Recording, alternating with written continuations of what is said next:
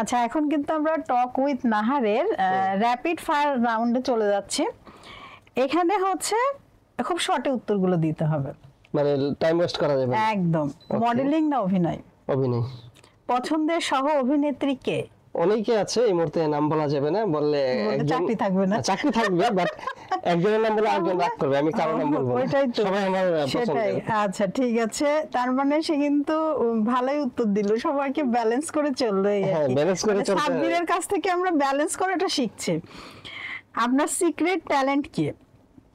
Secret talent হচ্ছে আমি ভালো রান্না করতে পারি। তাই? হ্যাঁ। দর্শক চলুন আমরা চলে যাই সাব্বিরের বাসায়। হ্যাঁ, এনি টাইম ওয়েলকাম। আচ্ছা ঠিক আছে, আমি দর্শকদের নিয়ে কিন্তু চলে যাব। হ্যাঁ, কোনো সমস্যা নেই। নাহারের থেকে। হ্যাঁ, কোনো সমস্যা নেই। আচ্ছা, শেষ দেখা সিনেমা কোনটা? শেষ দেখা সিনেমা হচ্ছে সিয়াম ভাইয়ের যে সিনেমাটা গেল, এটা দেখা হয়েছে আর কি। আচ্ছা, যদি সুপার হিরো হতে পারতেন কে হতেন? আচ্ছা, আগের প্রশ্নটার আনসার আমি নামটা বলে দিই, যেহেতু অনেক সিনেমাই গেল, জঙ্গলি সিনেমাটা আর কি। আচ্ছা আচ্ছা। আর এখন নেক্সট প্রশ্ন কি ছিল? যদি সুপার হিরো হতে পারতে তাহলে কে হতে, মানে কার মতো হতে আর কি? সুপার হিরো হলে কার মতো হতাম? আমি আমার মতোই হতাম। তাই না? আসলে কারো মতো হতে চাই না, আমি আমার মতো। আমি এখন পর্যন্ত কাউকে ফলো করি না, আমি আমার মতো করে চলি। বাহ, দারুণ। একটা শব্দে নিজেকে প্রকাশ করুন। ভালো মানুষ। বাহ, চমৎকার। মন ভালো আর কি। হ্যাঁ, দিন শুরু করা হয় কি দিয়ে? দিন শুরু করা হয়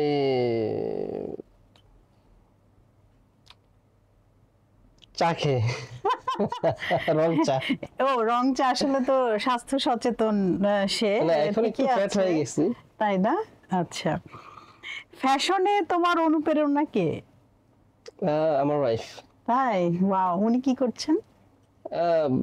হাউস ওয়াইফ, বাট ও এগুলাতে একটু এক্সপার্ট, ভালো, তাই জন্য ওর কাছ থেকে মাঝে মাঝে সাজেশন নেই।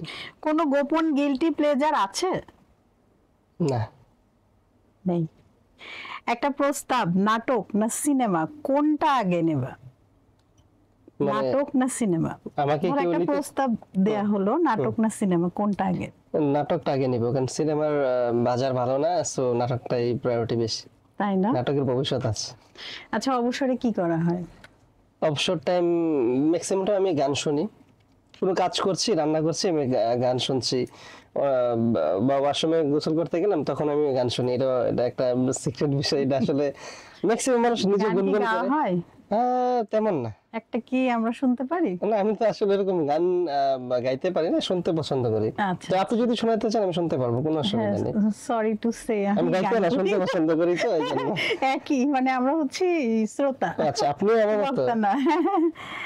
আচ্ছা, এখন অবসরে আসলে গান তো করা হচ্ছে, শোনা হচ্ছে, ওইটা নিজের মধ্যেই করা হয় গান, বাইরে তো গান করা হচ্ছে না।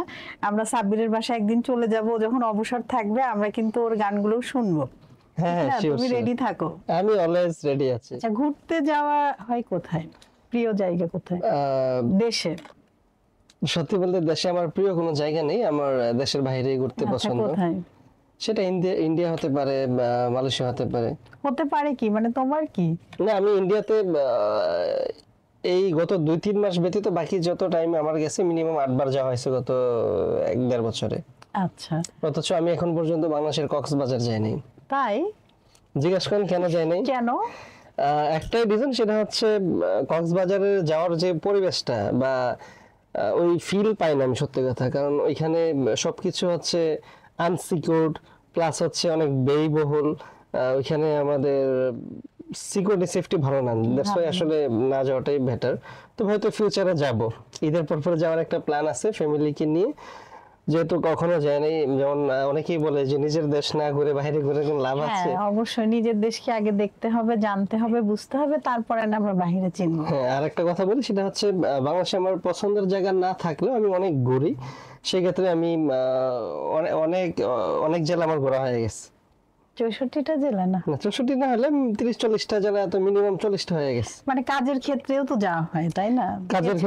কাজের ক্ষেত্রে যাওয়া হয়, বা কোনো কারণে পিকনিকে যাওয়া হয়, কোনো কারণে একটা মিটিং এ যাওয়া হয়, কোনো কারণে কয়েকজন মিলে ঘুরতে যাই, তারপর হচ্ছে আবার ফ্যামিলিকেও নিয়ে যায়, আবার অনেক সময় একাই চলে যাই।